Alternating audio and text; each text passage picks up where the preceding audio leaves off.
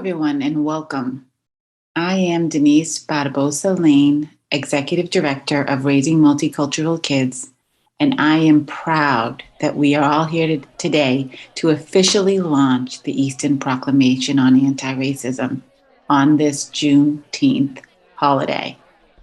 The Juneteenth holiday was not very widely spoken of until recently. I felt that in the light of that, I would share the significance of Juneteenth, which is short for June 19th. The U.S. Constitution that was signed in 1787 for the purpose of protecting our citizens and states, but did not protect everyone. It did not protect the enslaved people. It wasn't until June 19th, 1865, almost 100 years later, that the last enslaved people were set free in Texas.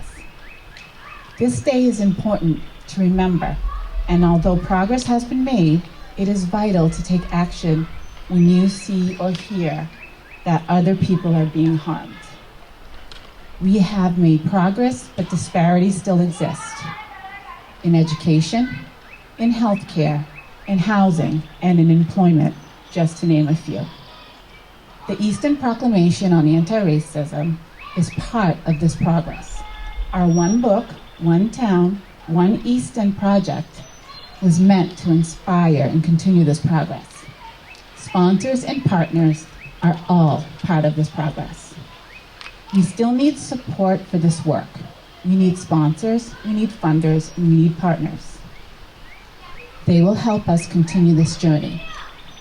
After Dottie Fulgenetti reads our proclamation and we hear from our other guest speakers, stay tuned and we will share with you how you can help. Dottie? Oh.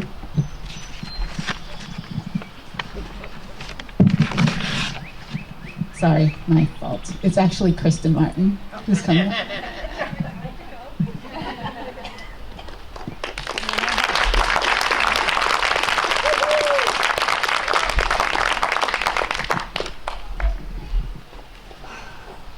Hi, my name is Kristen Martin. I moved to Easton when my son was starting the first grade. I remember him coming home from school telling me he didn't like the color of his skin. Looking back now, I didn't realize at the time he was noticing the difference between himself and his classmates. I didn't think about the impact living in a predominantly white community might have on him. Until a few years ago, I was very ignorant to the inequities and injustices Black people deal with and have dealt with for hundreds of years. Watching the video of George Floyd's murder was heartbreaking, but it opened my eyes. All I could think about was my son, Braylon. The protests that followed George Floyd's murder inspired me to take action. I owned a small salon here in town, and I decided I would put a Black Lives Matter sign out. The sign was there to show support for my son, family, and friends who are Black. I had 5 signs stolen, and a client chose not to come in when she saw the sign, claiming it was very divisive. I was accused of looking for notoriety, starting trouble, and making our town look like the KKK capital.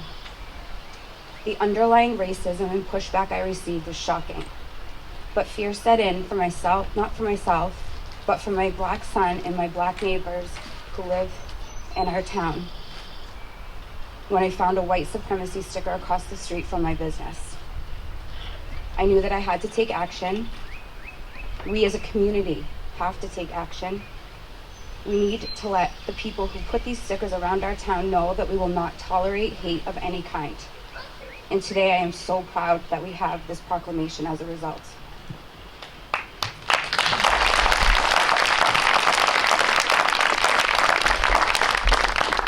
Despite the negative feedback, messages, and comments on social media I've received from some racists, I've gotten encouraging letters and messages from all over the country and from people right here in Easton. The support has been overwhelming, and it has given me the strength to continue to fight against racism and for my son's future. Not everyone gets the same opportunities, resources, respect, and overall privilege because of their skin color. It's incredibly sad to me that so many people don't understand that the rallying cry, Black Lives Matter, exists because historically and to this day, Black lives have not mattered. Black lives were brought to this country in chains. Black lives were kept and born into bondage, and an entire war was fought because the Confederacy did not want to give that up. Black lives were considered property, not lives. Black lives were lied to about being free for 2 years. Black lives were granted the right to vote in 1870, but were hardly able to exercise that right because of intimidation from white supremacist groups like the KKK. Black lives were considered equal, but were separated after Reconstruction thanks to Jim Crow. Black lives were kept from getting loans or owning homes thanks to redlining. Black lives were lynched, terrorized, and threatened all through the civil rights movement. And today, Black lives still suffer inequities and injustices. Being an anti-racist is a lifelong commitment. As Ijoma Olu says, as a society, we need to start treating anti-racism as action, not emotion. In working with the town, I've seen emotion evolve into the action that created this proclamation. Though long overdue, this is a start not only to change hearts and minds, but practical policies and laws. It is the beginning of the work to make sure no one else's child is judged by the color of their skin, but by the content of their character. My son's life matters, Black lives matter, and until you can comfortably say this too, all lives won't matter. Thank you.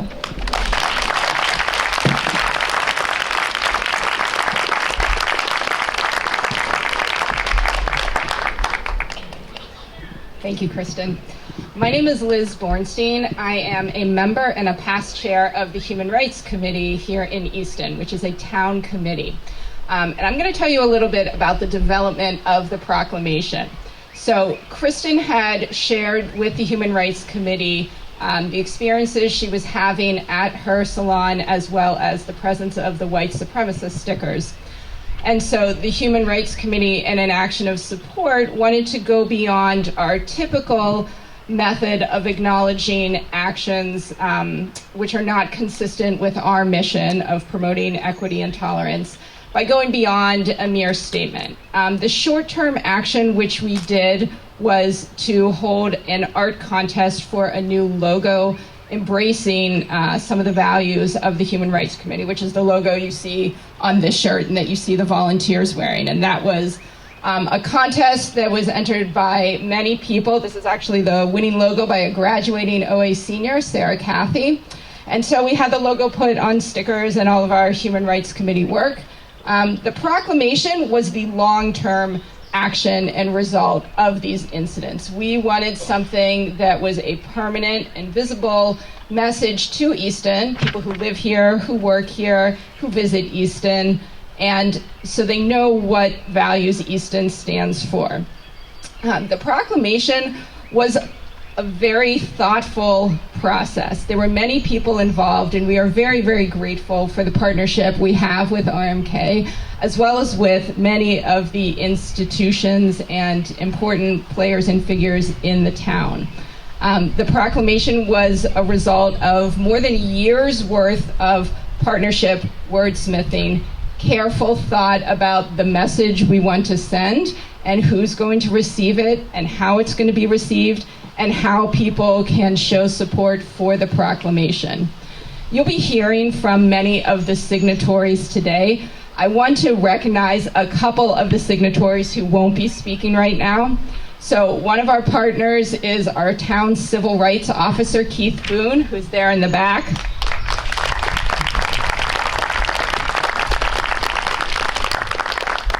Another valuable partner we have who's a signatory is the Ames Free Library, so Jess Block is over here.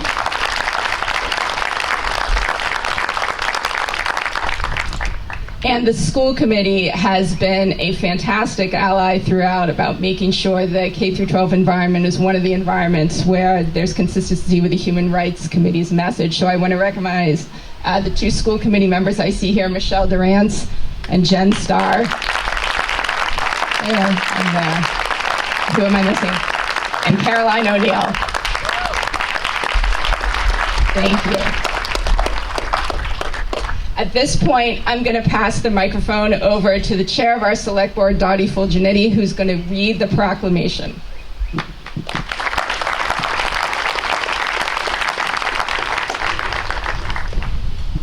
Thank you, Elizabeth.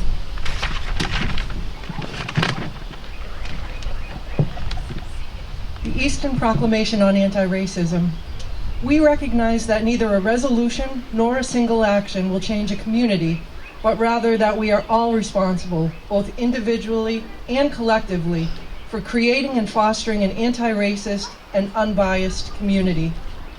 We must therefore actively acknowledge and stand up against bias and discrimination of any kind. The proclamation reads, whereas we acknowledge the history of systemic racism in the United States and in Easton, and whereas we strongly condemn acts of oppression in all forms, including institutionalized racism, which has targeted Black people, Indigenous people, and people of color, and whereas we respect the contributions, traditions, and different experiences of all who live, work, study, worship, or visit Easton, and whereas we commit to the equal protection of the constitutional and human rights for all, and to becoming a diverse, inclusive, welcoming, and supportive community, and whereas we acknowledge that the privileges that white people experience may inhibit them from fully understanding how racism impacts Black people, Indigenous people, and people of color in America.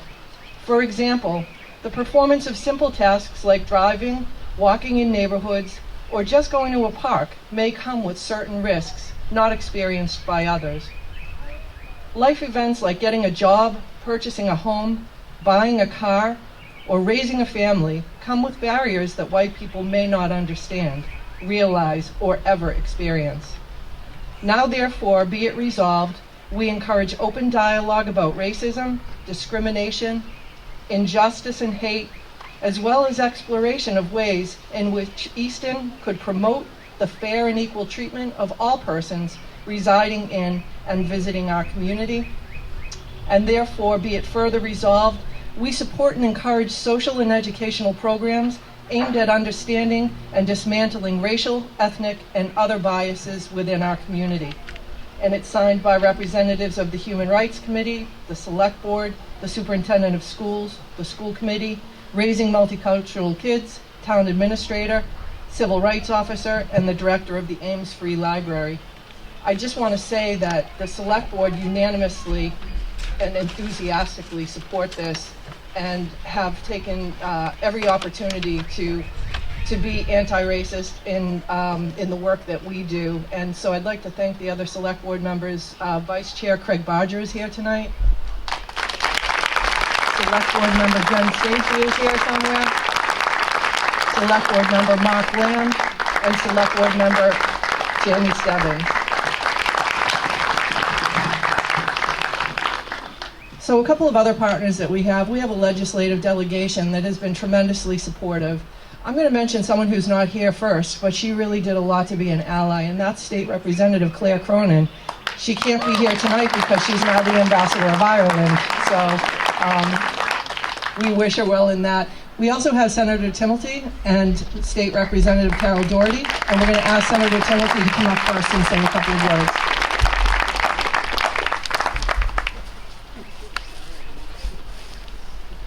Thank you very much, Dottie. Thank you very much, and thank you to Raising Multicultural Kids, to all of our sponsors here today, our select board, our leaders in this town. This event makes us better as people. It makes us better as a community. This is already a wonderful community. We all in this great country of ours can do better and must strive to do better. I was very proud in the state legislature to vote to make this hallowed day in our national calendar a state holiday back about a year ago. Juneteenth obviously is one of the most important days on our national calendar for a lot of reasons, and reasons that motivate us to be better.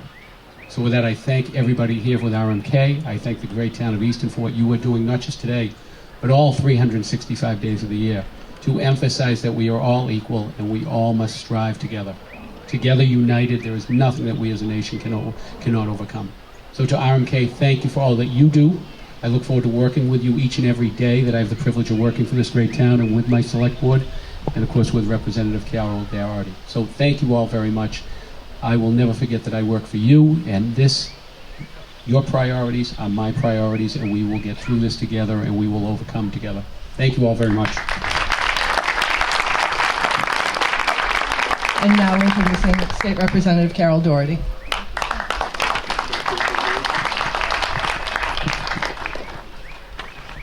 I have too much stuff.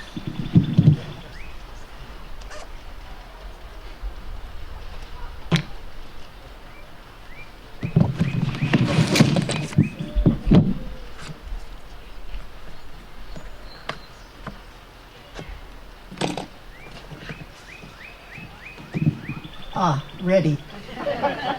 Thank you for your enduring patience. Thank you, Senator. Thank you, Dottie, for the introduction. My friend Craig Barger and other school committee members and colleagues in government, I really appreciate being invited to join you today. I have been doing a little reading online, and I want to share something with you that I found that I thought would be pertinent to this day.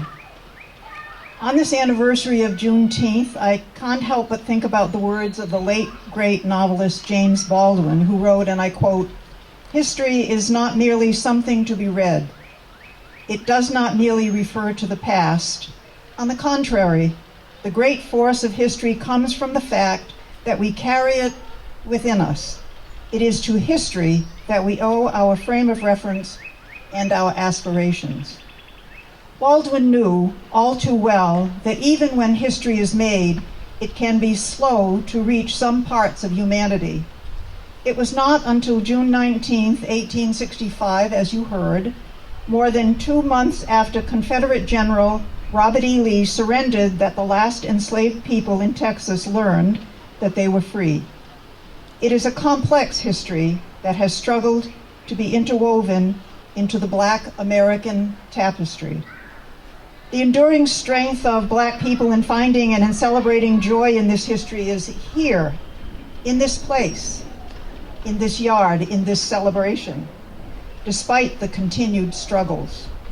Claiming that right to joy is a large part of what makes Juneteenth so important and so special.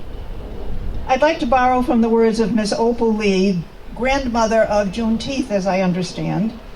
I share with you this quote: "Even though there's still much work to be done, we have to celebrate the freedom that we have." That's what Juneteenth is about, celebrating freedom every step of the way. I'm so thrilled to be part of this discussion, and I'm even more thrilled that last week the Juneteenth flag was raised over the State House to commemorate this event.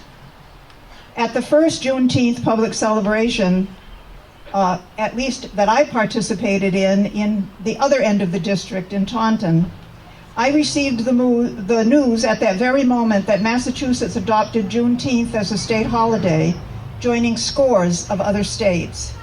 And now we enjoy this as a national holiday, as you know. In 2007, Governor Deval Patrick of the Commonwealth's first Black governor signed a proclamation recognizing Juneteenth in the Commonwealth.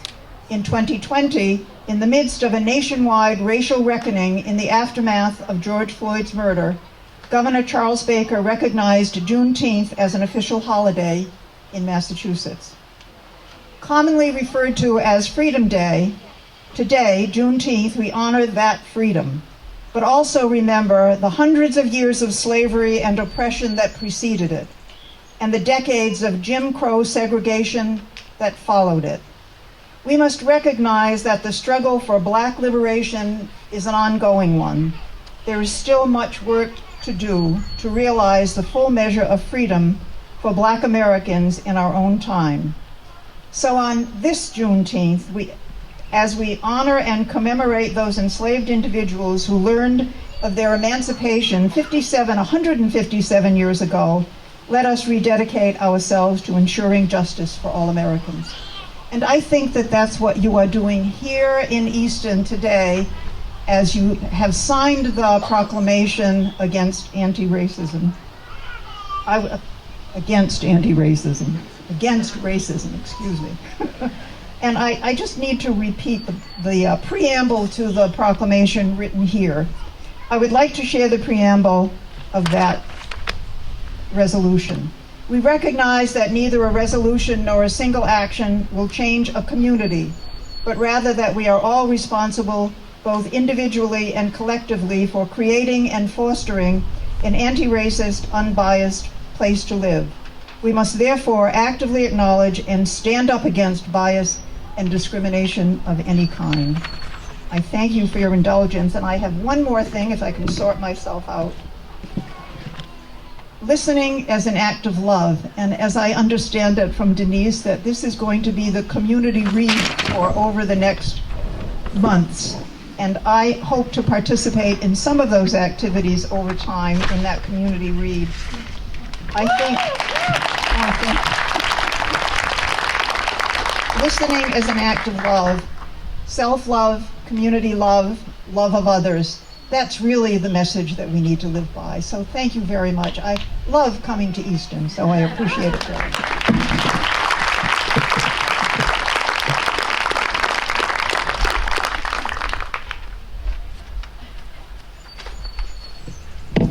The next two speakers are signatories from the administration. At first we have Dr. Alicia Cabral, the Superintendent of Schools, and she'll be followed by Connor Reed, the Town Administrator.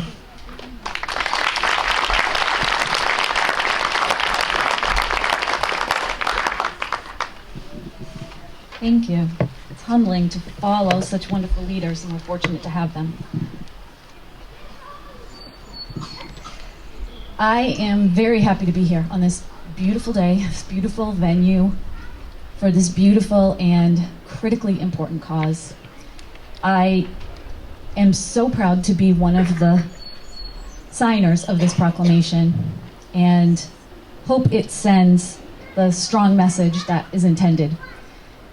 The Easton Public Schools is fully committed to recognizing the beautiful diversity of all of our children, our citizens, our parents, our employees, the full appreciation of diversity, and ensuring inclusion, guaranteeing that equity for all. The goal of all of that, of course, is to create a true sense of belonging, so that every individual knows that they are a contributory member, owner, and participant in our community. You all know how difficult this work is. Things like this, while not just a gesture to those of you that are here, of course, which is why you're here, but it's far more important to perhaps the people who aren't here. When the trusted adults in a youngster's life are at odds in their beliefs, in their words, in their actions, in what they read, and what they do, it is very confusing. And we hope to help our youngsters navigate that. They're also indirectly taught to trust others, politicians, entertainers, social media, and we all know how skewed that information can be. So this is not something that one school, one district can do, which is why I'm so constantly reminded how blessed I am to work in Easton, where we have gestures, pledges, commitments such as this to our young people. When we're trying to recruit diverse applicants, of course the first thing that any employee would do when they're thinking about a community is researching the community. It's been a little difficult to this point with some of the overt, horrible things that some of our townspeople have experienced. This, though, helps us move against that. And so this is powerful on so many levels, and I'm just very excited to be the small part of it that I am. Please know that we pledge to your children, to the children of your community, to the young adults, that we are a home for them. We are a place where they should feel they belong.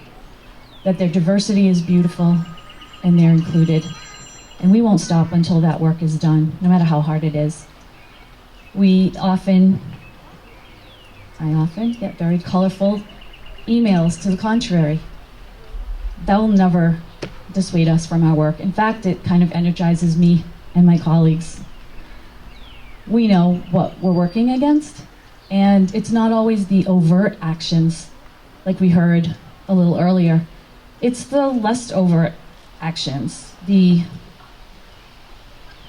people who find that being a good person and participating in systemic racism are somehow dichotomous.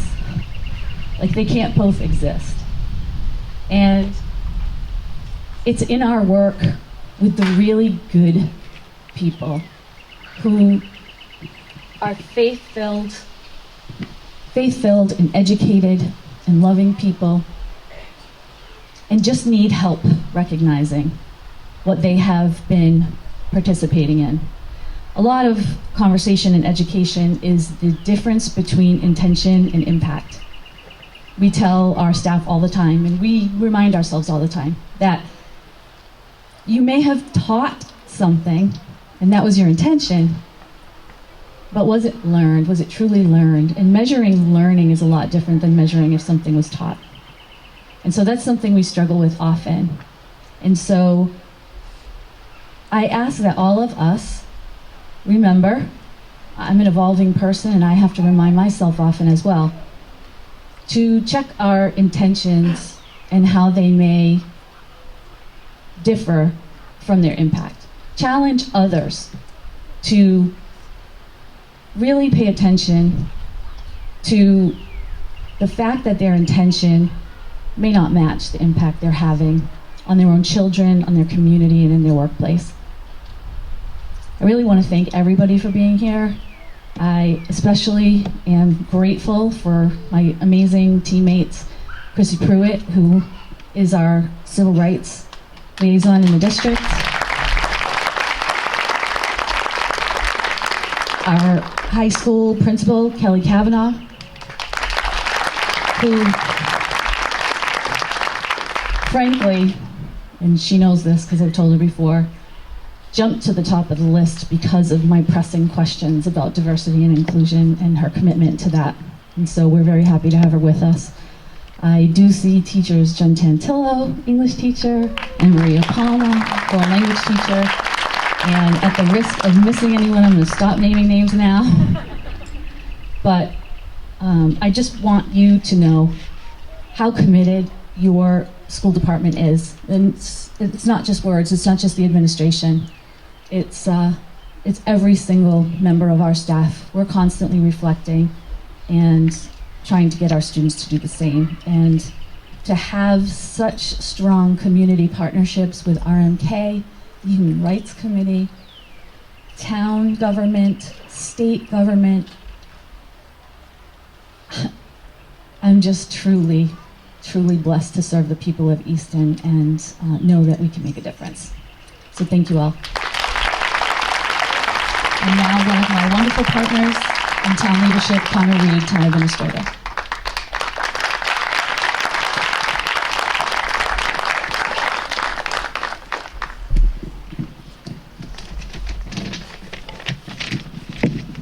Thank you, Dr. Cabral.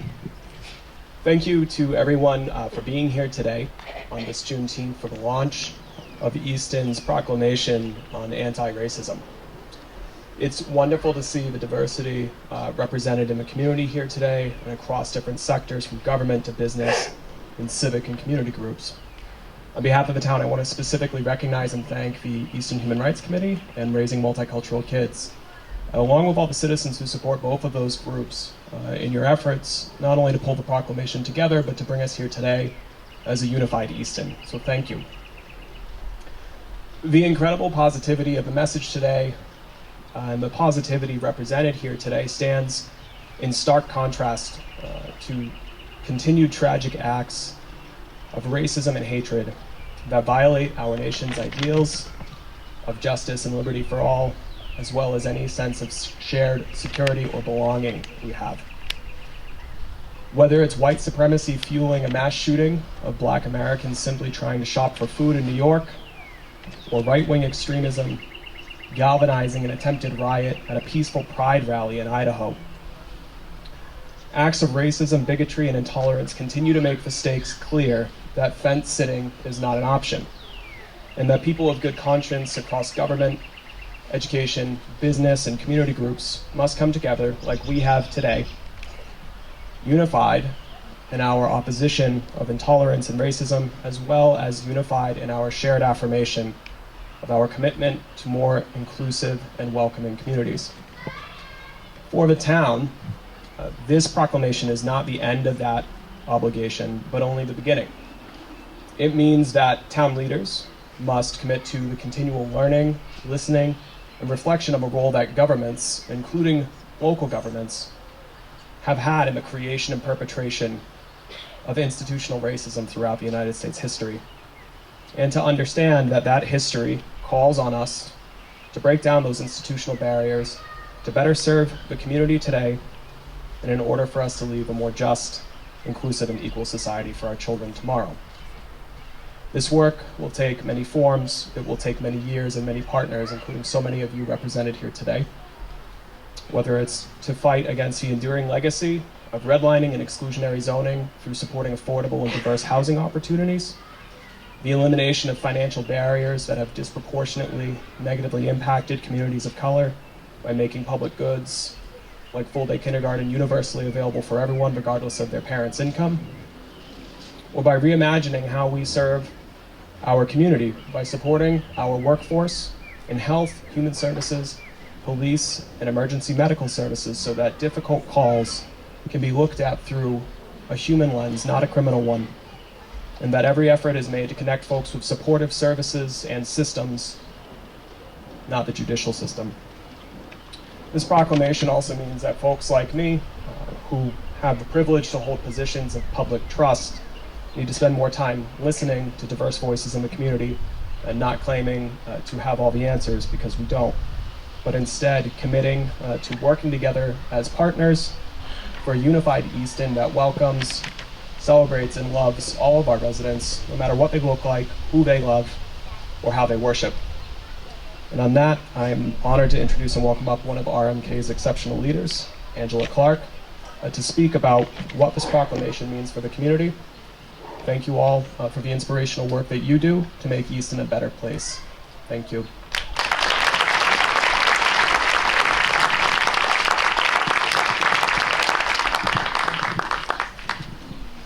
How's everyone doing? Good. I hope my paper doesn't blow away. So my name is Angela Clark, pronouns she, her, and hers, and I am a parent in the community for over 10 years. I'm also a Raising Multicultural Kids book club member, along with my dear friend and teammate, Dawn Perry. I don't know where she is though. Hi, Dawn. There you are, right there. I am honored to be here to share what the Easton Proclamation on Anti-Racism means to our community. Having lived here in this town for over a decade, I've seen very little progress on race-related issues, specifically in our school system, our neighborhoods, the relationships between whites and people of color, the businesses, restaurants we frequent, and the list goes on. But as I was preparing for this presentation, and in order to understand some of the challenges I just described, I looked up the current racial demographic in Easton, which helps tell the story. The demographic of this community is made up of 85% white, and then it falls drastically. 4.6% Hispanic, 4.1% Black, 3.6% are made up of 2 or more races, and Asians make up only 2.4% of the population. So what that means is that efforts to understand and even care about what you don't often see and perhaps don't understand requires intentionality, consistency, and the boldness from each and every one of us to want to get involved and actively support our not very racially diverse community. And after doing additional research and talking to lots of people in the community, for the very first time, for a few minutes, I stopped being frustrated with the lack of progress and considered what this work for some people that have lived here, it may be hard. And as a result, I want to offer the support of myself, Don Perry, the Raising Multicultural Kids, and a list of people who signed this document as a starting point to help those who've done the work to educate themselves but still need additional support as they continue their journey to becoming anti-racist. The Easton Proclamation on Anti-Racism is nothing more than a piece of paper if we decide to do nothing. Or it can be a small but mighty and important step in the community efforts to not only acknowledge the truth about racism and its existence, but more importantly, gain agreement that we are all willing to put in the work to create a more unified town, create fair and equitable treatment of all persons residing and those visiting. My ask of each of us is to focus on the needs of all of the people in our community and make intentional efforts to ensure that this community is a place where we can all thrive. Graduate from high school, feel protected from each and every person we encounter, and a place where people of color want to raise their children. We are not there, but I am cautiously optimistic that we will get there. But it is going to take each and every one of us to do our part. Thank you.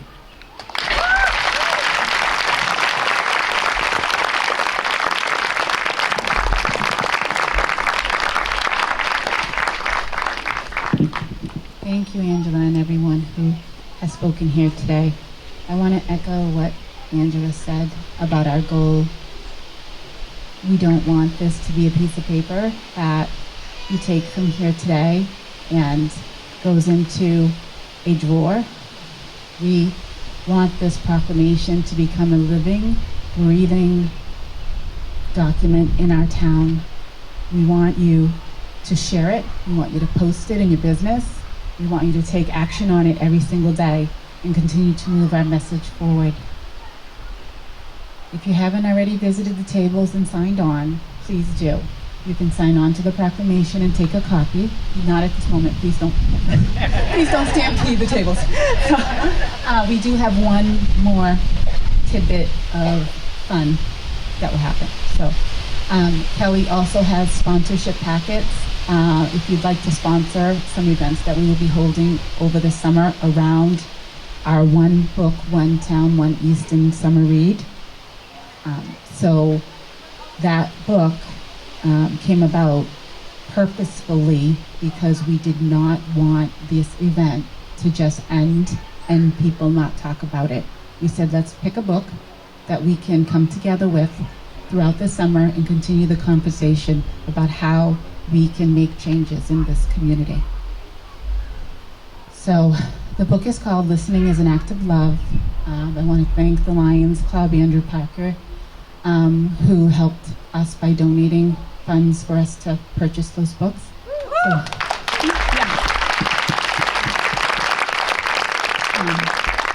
So we'd like you to visit that table as well. And I am now going to turn it over to RMK's Vice President, Maria Montero, Jen Tantillo, who is an English teacher at OA, and Perla Castaneda. She is our advocacy leader at RMK. But before you leave, also, just want to let you know that E's Ice Cream is here. He has ice cream to purchase also. And then there's refreshments in the back. So if you all can come up.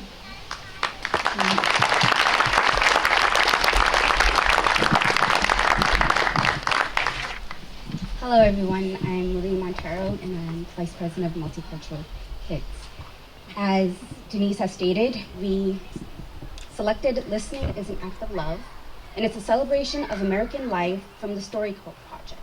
And it was written by Dave Isay, and I will be reading the introduction. StoryCorps is built on a few basic principles.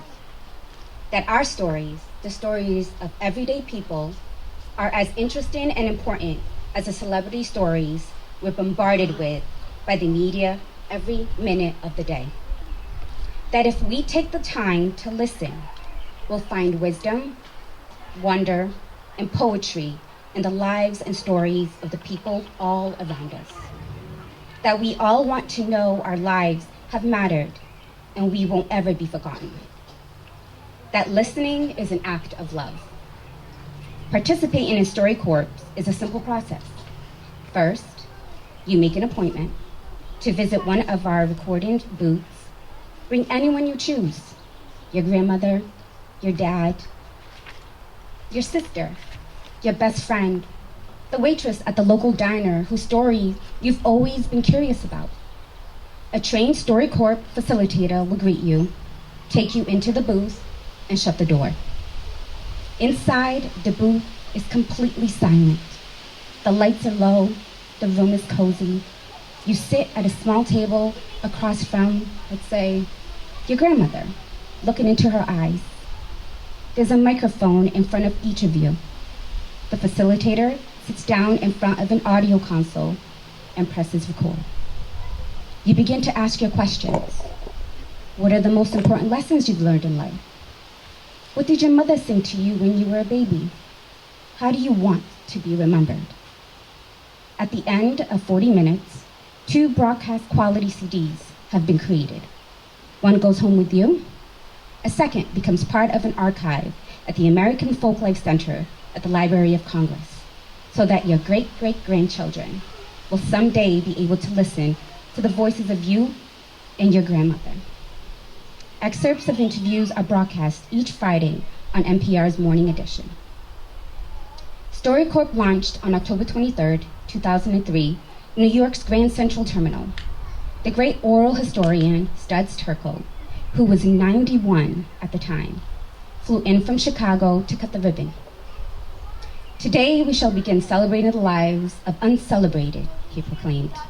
We're in Grand Central Station. We know there was an architect, but who hung the iron? Who were the brick masons? Who swept the floors? These are the non-celebrated people of our country. In this booth, the non-celebrated will speak of their lives. It might be a grandmother speaking to a grandchild. It might be a kid talking to his uncle. It might be a neighbor talking to a neighbor. And suddenly, they will realize that they are the ones who have built this country. Since that day, we've added another permanent booth at Ground Zero and launched 3 mobile recording studios that travel the country year-round gathering stories. Each session represents an act of love and respect. 40 minutes set aside to ask important questions and listen closely to the answers. The interviews honor our families, friends, and elders. The ordinary people we find all around us who in their day-to-day acts of kindness, courage, and humanity embody the true spirit of our nation. StoryCorps is a project about permanence in an ever more disposable society. It reminds us of what's really important in the midst of all of life's distractions. It encourages us to connect despite endless temptations to detach from the disengaged. On the following pages are 49 stories selected from 10,000 interviews we've recorded to date. We consider each StoryCorps session sacred, and we place great value on every story that's been recorded as part of the project.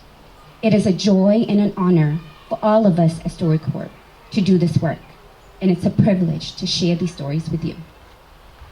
Thank you.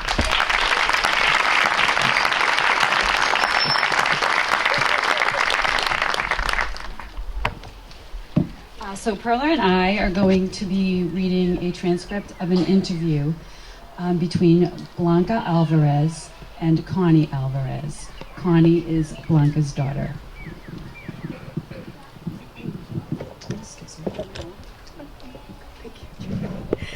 When I was little, I heard pieces of a story of how you crossed from Mexico. I used to hear you guys talk about a coyote, and I didn't understand that that's what you call people who crossed you. For the longest time when I was growing up, I thought you were running with real coyotes in the desert, and they somehow were able to bring you over and carry me safely into the United States. So I thought that I had a special connections with coyotes. But now I know what coyote means. What was the journey like? We were walking and walking. For me, it was an eternity. I don't know how long. I didn't have a watch with me or anything. He told us to take our shoes off. He said, "I don't want no noise because the dogs are very, very good to detect every noise." And he said, "I'm going to whistle when the Border Patrol changes shifts." He told us 2 different kinds of whistles that he was going to make. He said, "When I whistle like this, you're going to duck. And when I whistle like this, you're going to run." He whistled, so we went on our stomachs and we stayed there. Oh my God, I could see big ants crawling and I was so scared. Because I was very scared and I wanted to go back, my cousin told me, "Don't worry, it's not going to take us that long." So when he whistled again, we stood up and we ran. He told us, "Run right now, run!" I remember it was torture on those rocks without shoes. So we ran as fast as we could. And then he said, "Put your shoes on right here." We were at kind of like a bridge, and he said, "You're going to walk over that bridge. I'm going to walk behind you, and you're going to put your hand behind and give me the money there. There's a post office. You go into the post office, and if you have money, buy stamps. And then from there, you're on your own." Why do you think he wanted you to buy stamps? I don't know. Probably because he didn't want them to think we were crossing the border. I don't know. There was a telephone booth and I called a taxi to get to your aunt's house. I wasn't sure if I had enough money to pay for the taxi, but my cousin did. And besides, I couldn't walk anymore because of the rocks. We went through a lot of things, like, for example, not eating. For 6 months, your father lost his job, and we never told you that. I guess because we never wanted to worry you. I do remember a lot of beans taco. And I had to wear boys' hand-me-downs. What kind of job did you have? We were gardeners, and we were cleaning offices. I remember the offices. I remember being with my brother in our pajamas with the little plastic feet. And I have memories of running into everyone's office and eating candy.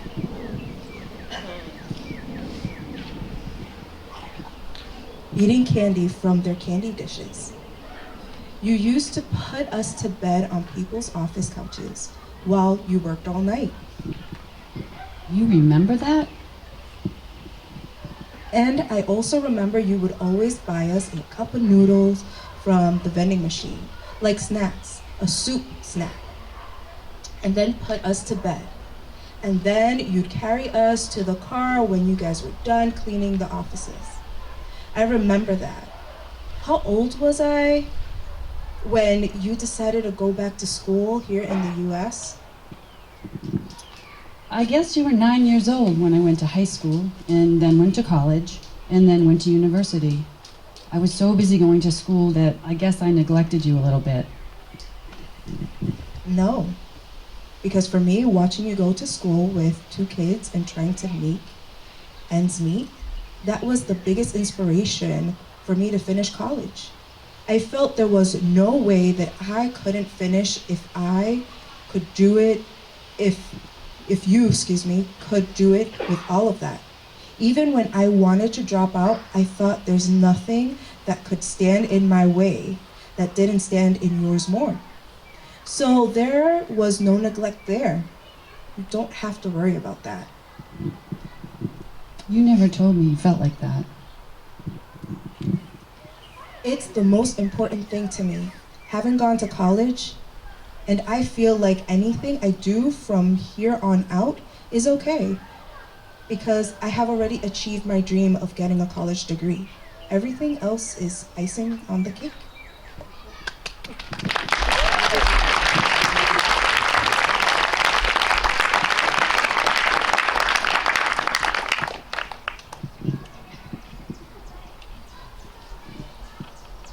those stories can't help but make you cry.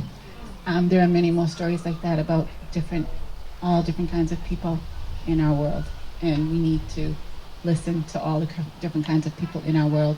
I want to ask, is Linda here? Before you come up, Linda, I just want to reiterate one more time that before you leave today, make sure you sign on to the proclamation. Make sure you take a copy. Please also see the One Book, One Town table with Jess and Kathy, and take a book and get involved. And see Kelly for sponsorships. Linda, do you want to come up now?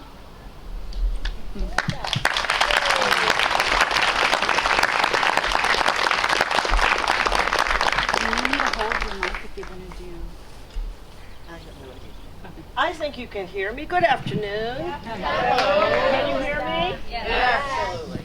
I want to thank Denise and Kathy for inviting me here today. 3 things they said. One was kids. I said, I'm in. They said music. I said, I'm in. And they said anti-racism. I said, I'm definitely in. To me, no event is complete unless there's music. Music that feeds the body, the mind, and the spirit. So today we are going to do a song together. If you don't want to spread germs, you may hum. How many children are here under 18? Raise your hand. I'm going to need your help at some point to do the hand motions for the song. Are you with me? As a matter of fact, I think children under 18, can you stand? Let's start with the hand motions. I only need the adventurous ones. If you're not adventurous, don't stand up. All of the children who are adventurous, brave, and bold. Here we go. How many can count to 3? Great. Okay, so it goes like this. Thumb, thumb, thumb, flow, flow, flow. Ready? Here we go. Thumb, thumb, thumb, flow, flow, flow. Then we're going to go step, step, step, eyes and hands. Step, step, step, eyes and hands. Then we're going to go pat, pat, pat, and a big circle. Spread out before we do this, please. Here we go. Pat, pat, pat, big circle. And the end is like the beginning. So it's thumb, thumb, thumb, flow, and flow. From the beginning. 1, 2, here we go. Thumb, thumb, thumb, flow, and stepping.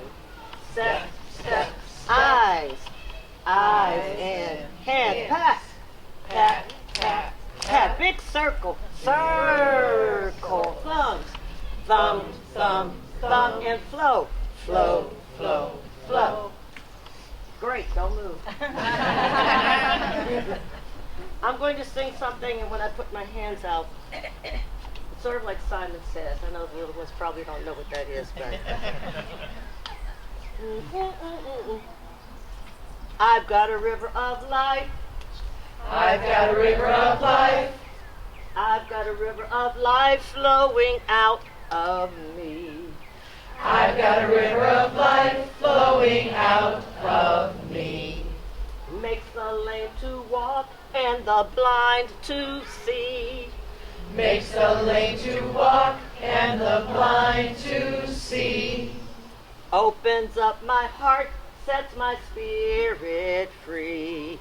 Opens up my heart, sets my spirit free. I've got a river of life flowing out of me. I've got a river of life flowing out of me. Goes like this. I've got a river of life flowing out of me. Makes the lame. Makes the lame to walk and the blind to see. Opens up my heart, sets my spirit free. I've got a river of life flowing out of me. Okay, let's do it a little bit higher. Life, a little bit faster. 1, 2, here we go. I've got a river of life flowing out of Makes the lane. Makes the lame to walk and the blind to see. Hat. Opens up my heart, sets my spirit free. I've got a river. I've got a river of life flowing out of me. Okay, a little bit higher, a little bit faster. Can you handle it? Yeah. Sure. Oh, I forgot to tell you. This is the inauguration, the debut of the brand new Easton Community Choir.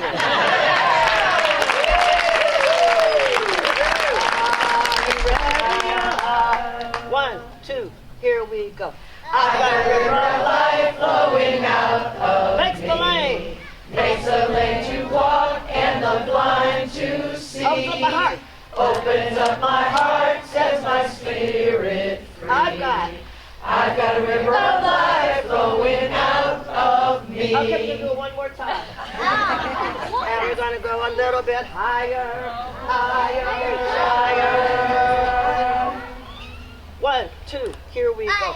I've got a river of life flowing out of me. Makes the lane. Makes the lame to walk and the blind to see. Opens up my heart. Opens up my heart, sets my spirit free. I've got a river of life flowing out of me. Give me my hand.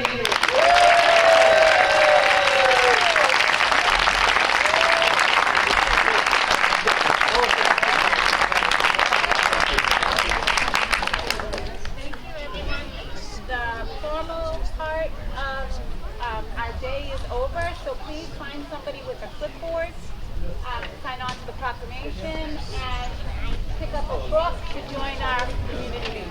Oh, and don't forget these ice cream. Right, yeah, that was the thing. It's like everybody's out for fun. But I was glad that you followed up to kind of say that. You are the only one for a clipboard.